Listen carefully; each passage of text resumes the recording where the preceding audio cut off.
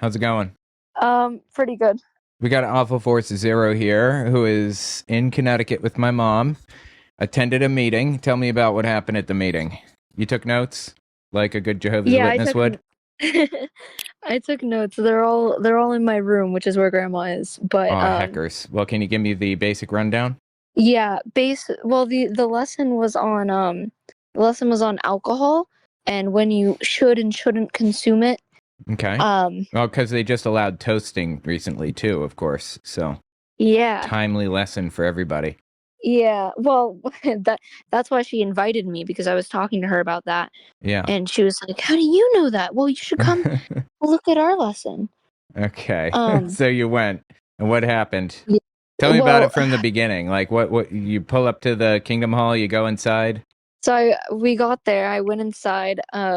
She immediately brought me to see some random person that I apparently used to know.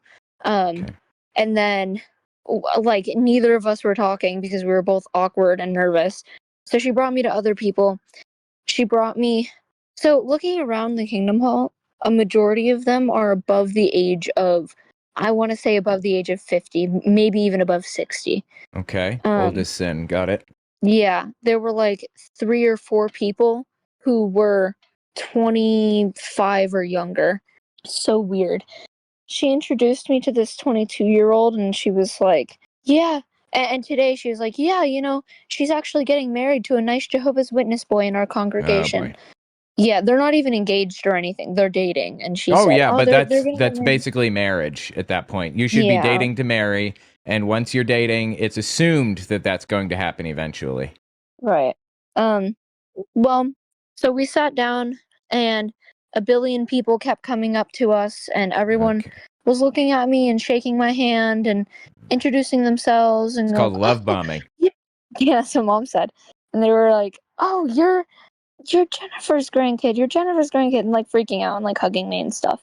Um and then and then we went to everyone's sitting down by this point, or everyone's starting to sit down, and the hall basically got super quiet, and Grandma looked up and like looked at the time, and then looked at the front, and she goes, "We all know when to sit down. We're an obedient group of witnesses, Wow. or we're an Okay. obedient congregation." And I was like, "Oh, all right," because it was starting in 1 minute, so that was odd. um, well, then the meeting continued, and we're just sitting there. I got a recording of it all. Okay. Of the meeting. Yeah. Okay. So We'll take a look at it. we were sitting there going through everything. Um, they're doing their lessons and stuff.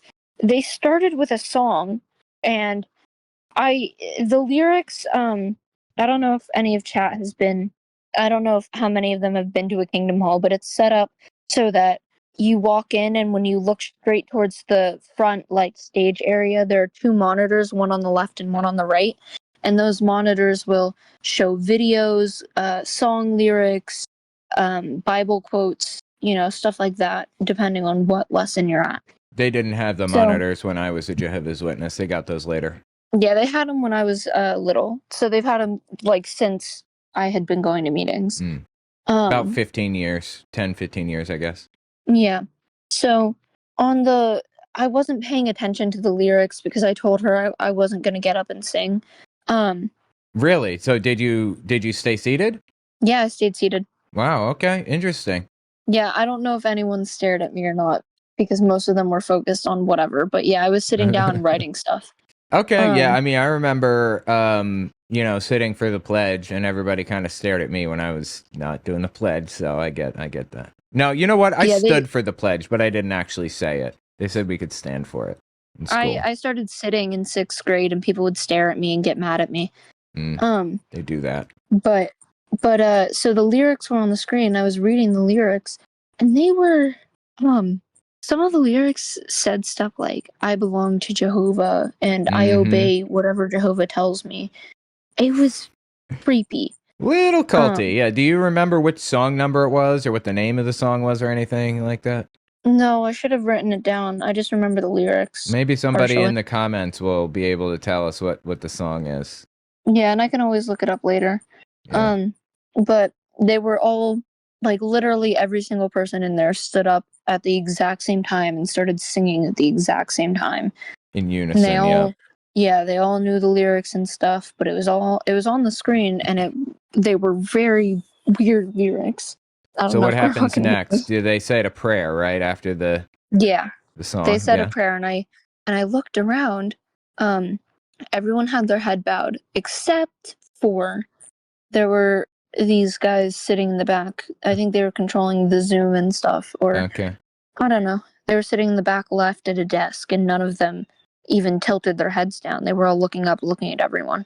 That's funny. You know, my brother, call him Lance in my book. They took video of his wedding, and of course it was at the Kingdom Hall because every good Jehovah's Witness has their thing at the Kingdom Hall. And there's video of it, and you can see him. He's the only one at the like during the prayer that stands up or that's standing up there, and he's like looking around, kind of eyes raised, just glancing at like what other people are doing. And it's like, you poor dumb fool! Like, this is your wedding video. Yeah. Yeah. And I mean, the guy at the front who was saying the prayer, he was obviously there and praying, but I spotted like 2 or 3 people just chilling in the back at their little desk, not praying. That's interesting. Yeah. I wonder if anyone notices that ever. Oh, totally. Which, I mean, yes. I guess not. Yeah. If you're not praying, that's how we identify each other, the non-believers, I guess. We look around, see who's not praying. Well, I mean, I stayed seated, so I'm sure everyone saw that. Yeah. So But what happens next? They say the prayer, and then what? they said the prayer, everyone sat down. They started their talks, so we started with like a Bible study thing. And they have an app, not like jw.org or anything. They have an actual app. It was weird. Yeah, they have an app that has like their Bible on there, and they have all of the materials that they would need on the app for sure. And I didn't even know that until now, like until I saw Grandma doing it. They've heavily decreased the amount of like paper literature that they print in recent years, and they just upload all of it to the app so people can use that. So they were doing the Bible study. Different like brothers got up to talk and run through the Bible and then ask people questions, and everyone's answering. Grandma answered a ton. Oh, she always did. Yep. Did she ever, like when I was your age, I remember there's always that one person in the congregation that gives answers that are way too personal, that are like telling stories about their personal life and how they whatever. And it was always my mom. She was always the one that gave answers that are way too personal and weird. Is she still that person? She didn't say it, but everyone knew who she was talking about. We were talking about because it was alcohol, we were talking about drunkards, and it said, "Oh, don't get drunk, don't whatever." Yeah, she raised her hand. She was like, and they don't even know because they're blah blah blah blah blah blah blah, and like went on a long personal rant without saying any names, without saying, "Oh, I know because this happened." Yeah. But it was obvious. Yeah. That's interesting. She's always been that person that's like super personal, so yeah. Makes sense. Well, she was bragging about that in the car on the way there. So being the person that's weird and like talks way too much, tells a lot of like personal stuff. Okay, I mean that's not something that I would brag about, but to each their own, I suppose. I did notice they would ask questions and the people would respond with just. I wrote in the notebook a whole lot of nothing. A whole lot of nothing was being said there. They said we were talking about Adam and Eve and the serpent, and the apple and whatever, and they said, and who is Satan something? They had a long name for him. Who is Satan the blah blah blah blah blah? Satan and the Destroyer or something? No, it was I don't know, it was stupid. The demon, so I don't know. Okay. The evil one maybe. Well, someone raised their hand and the question is, who is he? And the guy raised his hand. He was like, Satan is Satan. He's evil and terrible, and he tricks us. He tries to trick us every chance he gets. And I was like, dude, that wasn't the question. The question was, who is he really? In real life, who does he represent? These people are so weird, man. I swear to God. They go in circles, in all seriousness. Like, they have platitudes. In fact, this is like a hallmark of a cult, a group that has thought-stopping cliches. Satan is the evil one, always the epitome of all evil, no redeeming qualities. It's just black and white thinking. And then they superimpose that black and white interpretation of this being onto whatever thing that they don't like at any given moment. Mm-hmm. And you can say Satan is evil and bad and whatever, but the question was literally, who does Satan represent today? What right. is Satan like today? And they just said Satan is Satan. That doesn't mean anything. Yeah. And it wasn't even like, yeah, and it wasn't even like that was a one-off thing either, where because the guy was old, so maybe he wasn't. No, Grandma did it too. Grandma, not with that question, but they asked some question and she repeated the question back to them as a statement. That's how it works. So was it during one of were they studying a book, or were they giving a talk, or? We were discussing Adam and Eve taking the apple and blaming it on Satan, and then thinking back to that, and they were complaining that Eve places blame on Satan when it was her fault. She didn't have to take the apple. But that's exactly what they do. Right. They place blame on Satan and say that was Satan tricking me. He was just trying to get me to be evil. Fascinating fact about that is that the Bible does not say that it was Satan. It explicitly says it was a snake, and in punishment for the snake convincing Eve to eat the apple, God removed the snake's legs and made it crawl on its belly for the rest of time. Crawly. Yeah, so if you look at the Bible in those specific sections, you will see that it has nothing to do with Satan. It was not Satan. And what's interesting is they actually brought that up, kind of. So they said, oh, the snake went up to convince Eve. And who was this snake really? Like, we know who it was. In all reality, who was it, everyone? And then he answered for everyone because it wasn't a talking segment. That's answered. Fascinating, yeah. Yeah. Another thing I noticed during the entire meeting was throughout the meeting, the brothers went up to talk and they read the Bible and they discussed it and they asked questions and they were all whatever.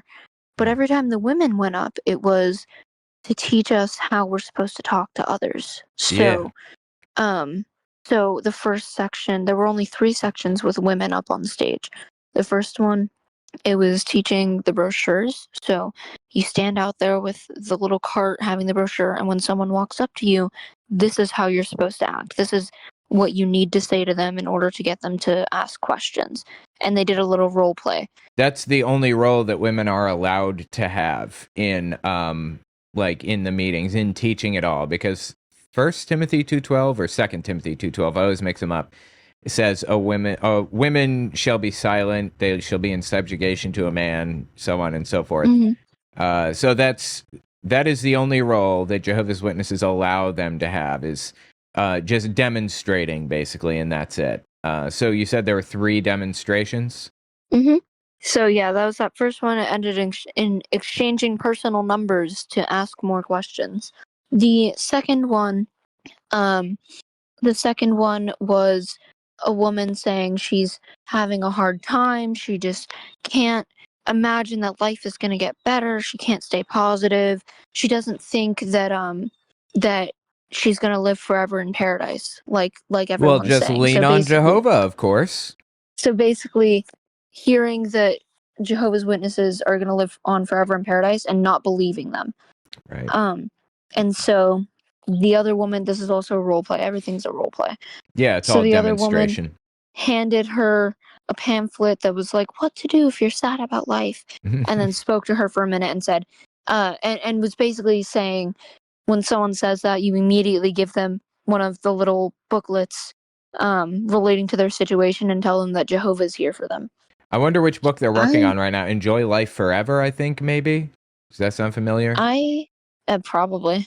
I've seen Grandma actively do that. I've seen Grandma go to a random person's house that I guess she was friends with or something, to pick up something from a yard sale. And then the person is talking about their disability or whatever. And I've watched her walk back to the car, grab a booklet, and then hand it to the woman and stand there for 10 or 15 minutes just trying to convince this poor woman to be a Jehovah's Witness. Did you get to go in service with her, go door knocking, or no? She hasn't done that yet. I Bad might do Jehovah's that Witness. It's fascinating to kind of get a glimpse into how all of it works and how they operate and like the way that they view society and everything else. So I don't know. And honestly, I don't remember. They have a convention happening right now. Did you say you're going to a convention or that's on the table? No, or- she invited me to it, but it was it already happened, Oh, and okay. I didn't have the chance to go. Right. Well, it's fascinating to see how it all works. And honestly, I really liked going to conventions when I was little. It's like a little mini vacation, you know. Got to see people I don't get to see very often, get to a hotel sometimes and stuff like that. I think I'm banned from going to any more meetings, so I don't know if she'll let me go door Why? knocking.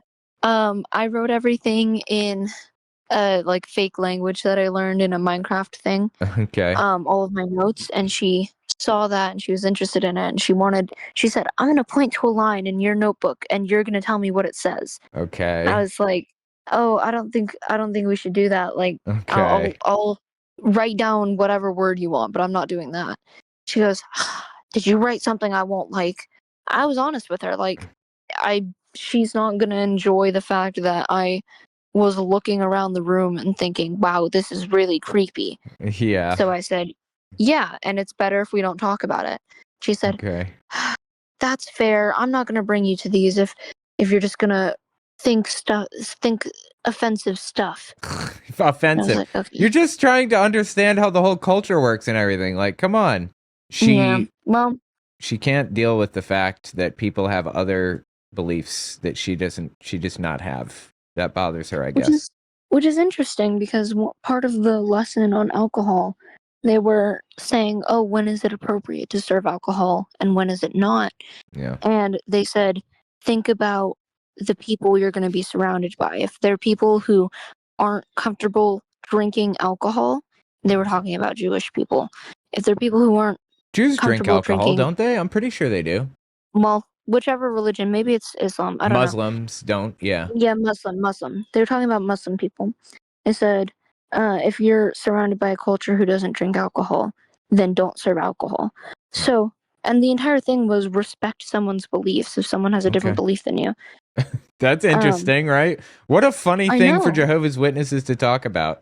The one guy that we covered a while ago about the toasting thing, who gave that announcement, we watched another video of his. It was update number 4 that we watched, and Update 4 yeah, on the toasting thing, right? Yeah, okay, I watched some of that.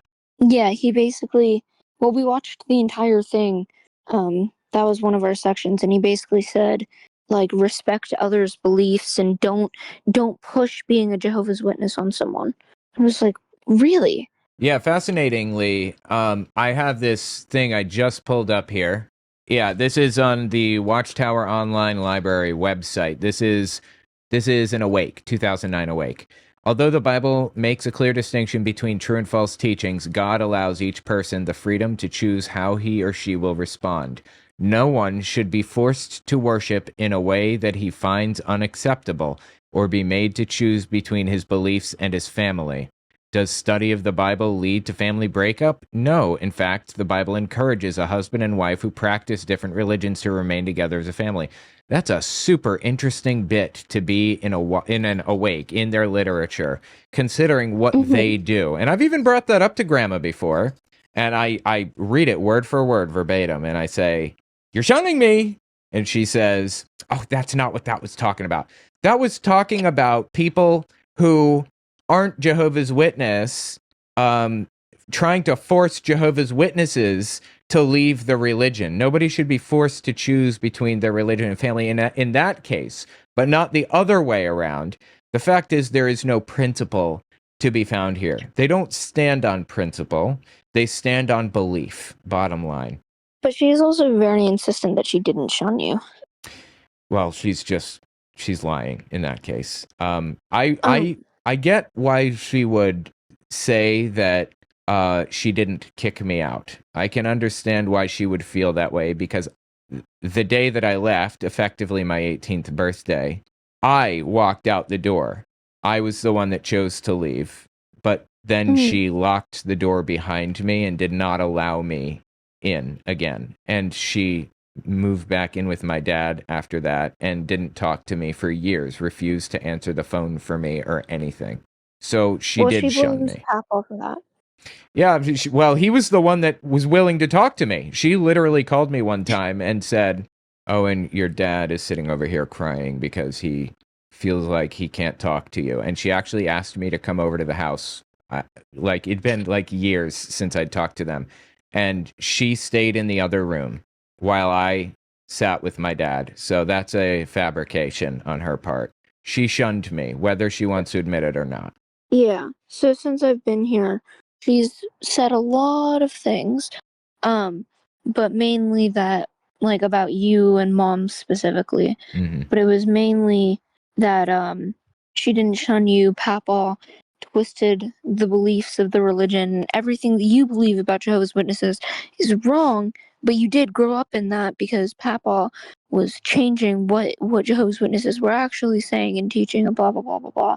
Papa didn't want her to talk to you, and he's the one who refused to talk to you and everything, you know. The fact is, just taking a step back, completely separate from, she's blaming trauma on me leaving or whatever. Had nothing to do with that. The thing that got me to actually stop believing was finding out that Joseph Rutherford had a mansion built for himself with Jehovah's Witness money and deeded over to Bible characters like Abraham and Isaac and stuff. And he stayed in it to keep it warm for them until they returned to Earth. And that was the moment that I realized that they are just as absurd and ridiculous and corrupt as every other religion out there. If I didn't have that, I would fall back on the fact that they've made false prophecy after false prophecy. 1975 is a big one. In fact, you should ask her about that. She told me about that originally. What happened in 1975? Jehovah's Witnesses, the organization, claimed that Jesus was going to, well, not Jesus, that the end would be here in 1975. And when they had a catchphrase, the catchphrase was "Stay alive to 75." Well, now, as Jehovah's Witnesses, as runners, even though some of us have become a little weary, it almost seems as though Jehovah has provided meat in due season, because he's held up before all of us a new goal, a new year, something to reach out for, and it just seems has given all of us so much more energy and power in this final burst of speed for the finish line. And that's the year 1975. As one brother put it, stay alive to 75. They claimed that if you stayed alive to 1975, you would never die. And now I'll tell you what she'll say to people, because she said it to me. It was a bunch of people that kind of jumped the gun and assumed things about the scripture when it wasn't really there. But it wasn't Jehovah's Witnesses, the organization, that did it. It was just people making assumptions that were unfounded. In reality, as we just heard, the Jehovah's Witness organization from the top at conventions said, "Stay alive to 75." That was their catchphrase. The point is that Jehovah's Witnesses as an organization are false prophets. That was a false prophecy. They claim to be capable of hearing God's voice directly. They claim to be more in tune with God's heart than anybody else, the anointed people, at the very least. Mm-hmm. And here we have an example of them mistakenly prophesying. They prophesied. Deuteronomy 18:10, I believe, says, "Those who have prophesied falsely and claim to hear God's voice but didn't, you shouldn't be afraid of them." You shouldn't be afraid of them anymore. You shouldn't fear them. You shouldn't think about them. They're not to be respected. And that's all it takes for me. I don't need any more than to recognize that Jehovah's Witnesses have made false prophecy after false prophecy. That's what it would take for me to leave. So it's not trauma. It's not any of this, oh, my dad's fault or any of that. It's just false prophecy. That's the bottom line. Someone in chat said, is this a congregation that is well aware of what your dad does for a living? So what is the atmosphere Probably like? not. I doubt they know what you do for a living, but grandma acts like you don't exist. That's basically what it is when we're at meetings.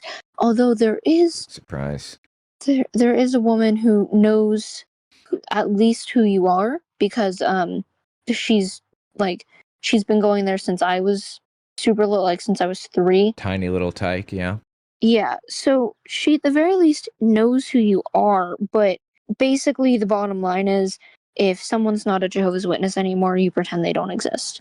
Yep, pretty much. Yeah, you act like even you don't ask about their job, you don't ask about their life. If they don't go to meetings anymore, they're effectively dead. Yep. And that has resulted in my mom completely cutting me out of her life, like completely. In effect, I don't exist. Even if she decides one day she wants to talk to me and then decides otherwise the next or whatever, it's irrelevant because I'm not a part of her life. I'm not, she doesn't talk about me with her friends. She doesn't, Actually, she does. Well, now she does because we're talking now, she and I. Well, no, when she talks about you to her friends, she told me, she says, the son I'm not speaking to. Really? Or the son I'm not talking with. Not that she's not talking to you, but she says the one who isn't on speaking terms with her, basically. Interesting. I'm surprised she mentions me at all. She didn't for a long time to her friends and family. I know, yeah. It's just you're supposed to assume that this person is dead because they are spiritually dead in their mind, And for the listening audience, if they're unaware of the background here, I was baptized, got kicked out when I was 18, effectively. I had nowhere to go. I had to live in somebody's bedroom because I couldn't go anywhere, couldn't do anything. And she talked to me on and off periodically over the years. Like, I haven't had a relationship with her in 20 years since I was a teenager. But every now and then she talks to me. Every now and then she'll try to form a relationship and say, oh yeah, no, I want to have a relationship with you. I want to be close to you. I want to be friendly and all that. And then it flips and she stops again. But I don't know. I mean, it seems like she's okay with talking to me now. So I don't know. And I mean, she's been complaining a lot that you weren't talking to her, which obviously you were fine with it. Yeah. Well, because I was in the car and one of the first things she started talking about was that you weren't talking to her, and then we got here to the house and she showed me a quilt that she made for you, and she said, I was going to give it to your dad, but he's not talking to me. All these years later, when it's not me, it was her all along. Like, I told her I wasn't talking to her anymore because I didn't want to go through this anymore, where I had to, this emotional up and down. It's constant. Like, am I gonna wake up one morning and she's gonna tell me that I'm failing Jehovah and that she doesn't want anything to do with me? Because that happens a lot. Do I want to go through this for the rest of my life? The answer is no, I don't. So I told her last time, I don't ever want to talk to you again because I don't want to go through this anymore, ever. And I can't believe I gave her another chance, but I did. And here we are. I guess she is talking to me still. I was asking her questions because, we talk about it a lot, so I'm interested. First of all, a lot of the stuff that Dad says or that Dad has explained with their weird rules or sayings or ideas or whatever, she has said back to me. She's repeated them almost word for word as Dad explained them. So I thought that was really interesting because I know that, you were actively in the religion and learning stuff, but I figured some of it might not be accurate or some things have changed or whatever. Embellished or exaggerated or something, exactly. But no, it's all the exact same. She repeated everything in the exact same way you did. And I, I've talked to her about some of our streams where we've covered this person or this person. I don't tell her exactly what we say, but I say, oh, well, you're telling me about this person. Yeah, Dad told me about him. Like, that's really interesting. I already know all of this. And we were in the Kingdom Hall when that happened. I mentioned the governing body member that we were watching the update video from. You're talking about Stephen Lett with the weird mouth guy. Yeah, him, Stephen Lett. So we're talking about Stephen Lett, because his video was up on the screen, and she told me that he had deaf parents. That's why he talks like that. And I go, yeah, Dad told me that. She goes, or I said, yeah, I know. She asked how I know, and I said, you told me. She goes, well, how does he know? Why isn't he a witness? It's like, well, apparently, if you know anything, then you should be a witness. Well, for what it's worth, that's not actually true. That's just the claim that Jehovah's Witnesses make about him. And the way that I know that that's the claim that they make about him is because she told me that that's the claim they make about him. So I know because she told me. The spread of this disease is distressing, to be sure. Notice his facial expressions, the way he moves his mouth. He usually moves his hands a lot too. He does, and it's performative, and that's fine. He's got a bit that he does on stage or whatever. That's eye-catching. He's a performer. That's okay, but don't make things up about it. In the grip of such pestilence, are we? Jesus made it clear at Luke 21:11 that pestilence would be part of the sign of the last days. And in Revelation chapter 6, the ride of the fourth horseman includes mention of deadly plague. So, talking about COVID, obviously. The events unfolding around us are making clearer than ever that we're living in the final part of the last days, undoubtedly the final part of the final part of the last days, shortly before the last day of the last days. Anyway, that's Stephen Lett. Yeah. He talks like that because he's a performer. Yeah, they show his videos and stuff. Grandma, after everything I said and I did, I made it very, very clear that I don't believe in God, and that's not why I'm trying to go to the Kingdom Hall or talk to her about this or anything. She's very, very, very insistent that I must believe in God because I grew up with it. And I said, well, that's exactly why I don't. Yeah. She wouldn't listen.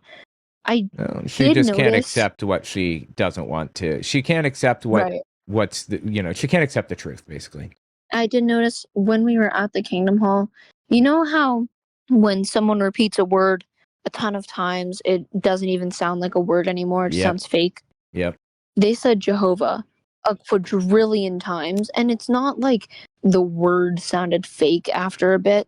It just, the entire concept I couldn't even try to believe it. I don't know, I was sitting there and I was like, okay, well, this makes sense. Oh, never mind. That it's gone. I couldn't even. I know. I couldn't even pretend at that point. I've had the same experience. And at this point, the fact is that Jehovah is not God's name. It was never God's name. Jays didn't exist until the 1400s. If you want to be accurate, which they do, then the name was Yahweh. She admitted that too. I don't know why they don't use the name Yahweh if it's the actual name. They make such a big deal out of it. Anyway, it's cringy to me when people say the name Jehovah because it's fake and they build their whole brand off of this name. But you know what they'd say about that? If I said it was cringy, they would say demons shudder at the name of Jehovah. So, yeah, and I mean, I don't know. There was a lot of stuff. This was the first time I've been back. This is the same Kingdom Hall that I went to when I was little. And it's the first time I've been back since I was probably 8-ish, maybe 7 or 8. Didn't know she stayed in the same area. Interesting. Yeah, I know. It was crazy. I only found out when we actively walked in and I knew everyone. I was like, wow, okay. Well, that's one, that's one thing that Jehovah's Witnesses do really well is community. They build community well. They work together. They spend time together. They live together and everything else. That's something that like non-religious groups just have not managed to get down, is building community Yeah. like that. I'm pretty convinced that they all have some innate Jehovah's Witness tracker, because she counted 4 or 5 different ones in this tiny little street that she lives on alone. Okay, And I wow. asked her if she got this house from one of them. She said, "No, I didn't." Okay, wow. Well, I guess they probably picked a little area and they all decided to live there, huh? Jeez. Yeah, it was like it was crazy. We were just driving down the street to her lake, and she was like, "Oh, this house is Jehovah's Witness. This one, this one, this one." That's crazy. When she was trying to have me pick an outfit for the Kingdom Hall, I want chat to be aware that she got super excited that we can wear pants. She was like jumping for joy that we could wear pants to the Kingdom Hall now. She said it started sometime last February. Yeah, that's fascinating to me, because it's like there are things in this religion that she wants changed, obviously, or she wouldn't be jumping for joy that she can wear pants. But Right. she never brings it up, never talks about it in any way, shape, or form. She's happy with things the way that they are until they change, and then she's ecstatic. It's fascinating how she doesn't feel comfortable expressing, Dislike. yeah, but she feels comfortable praising decisions that were made. That's just very interesting to me. Right. Anyway, yeah, absolutely fascinating. Well, honestly, I am glad to see that Jehovah's Witnesses are opening things up a little bit more. And She said the light is getting brighter. oh yeah, that's what they say, of course. They're making it so that people can be a little bit more free with the decisions that they make and things. Wearing pants, toasting, they're changing a whole bunch of things. But in the end, they're still bound by these rules, these explicit rules that you absolutely must follow to a T. So it's nice that you get little cosmetic things like I can wear pants now. But at the end of the day, it doesn't really matter, because they're still trapped in this, this bubble, this hermetically sealed bubble. Mm-hmm. Anyway, Right. yeah. Anything else you wanted to hit? No, I think that's it. All right. Well, thanks for coming on. I hope you have fun at Grandma's, and I'll talk to you later on, right? Mm-hmm. Bye.